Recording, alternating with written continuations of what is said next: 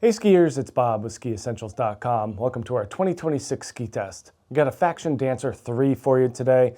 This ski returns unchanged from last year, providing a strong and capable all-mountain feel to a 106 millimeter waist. I think the best way to think about this ski is that it is a 106 millimeter all-mountain ski. There are way more freeride and freestyle oriented skis within the Faction line. You get to the Prodigy and the Studio series and you're getting more creative and playful skis. But when you get to Dancer, it is very much more of a business-like opportunity for aggressive skiers, as these Dancer 3s function extremely well, both on groomed terrain, in bumps and trees, especially on the feet of skilled and slightly more aggressive skiers, taking advantage of that strong and sturdy build.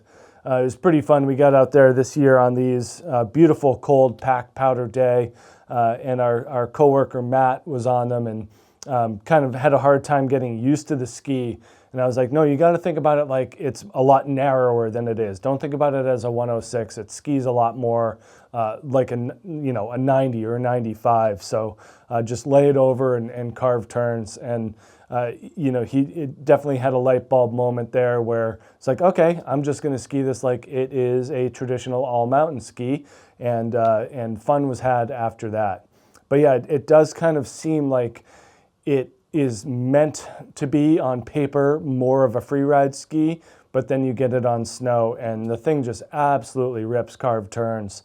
It is built with a lightweight poplar wood core. We get 2 sheets of metal in this ski, and that kind of adds up in terms of weight, especially when you get to this 106 millimeter length. This is the 183, and it is on the scale here at 2,167 grams. So there's some heft here. That's why it does take a little bit more of a skilled skier to get the most out of it. But then when we look at shape, it becomes a little bit more mobile and agile. These are on the stiffer side, especially underfoot. They do a nice job of keeping the tips a little bit more flexible. Just helps out with adverse conditions and terrain. Tails are quite stiff though, so pretty hard to push through that.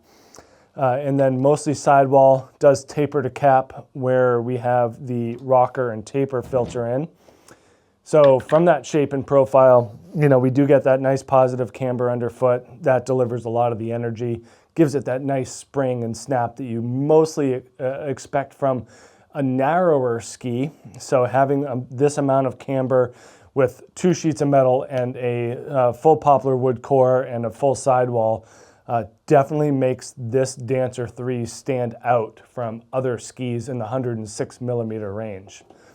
But yeah, I think that looking at that rocker and taper, it's pretty long rocker. It's not terribly dramatic from a freeride standpoint, although we do have some decent splay here.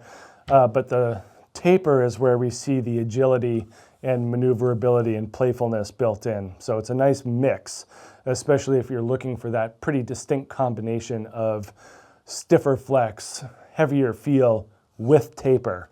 So that taper definitely adds more flotation and and more freeride aspects to the ski, but it's kind of hard to push past that strong build with those 2 sheets of metal.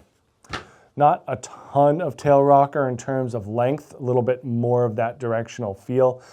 And that's going to translate to nice energy and rebound in an on-trail format.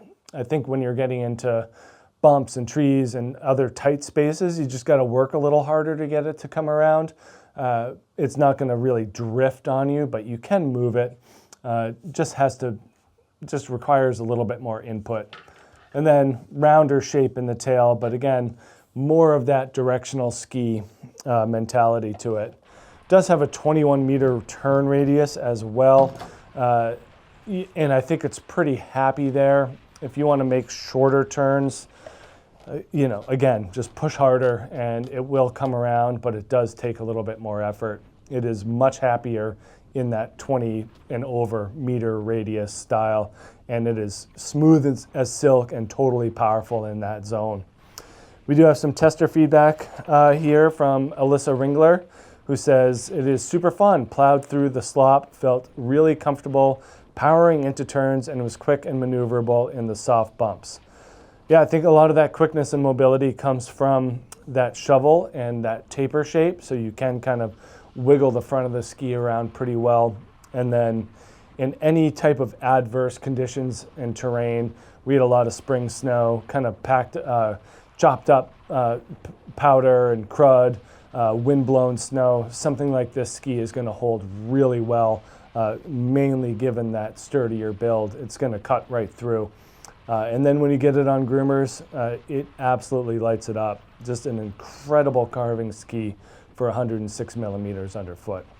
But yeah, it doesn't come without its share of demand and kind of limited access. I don't think this is a great option for an intermediate or kind of a low-level advanced skier. I think this is high advanced to expert range, mainly because of the weight, the flex, and the width.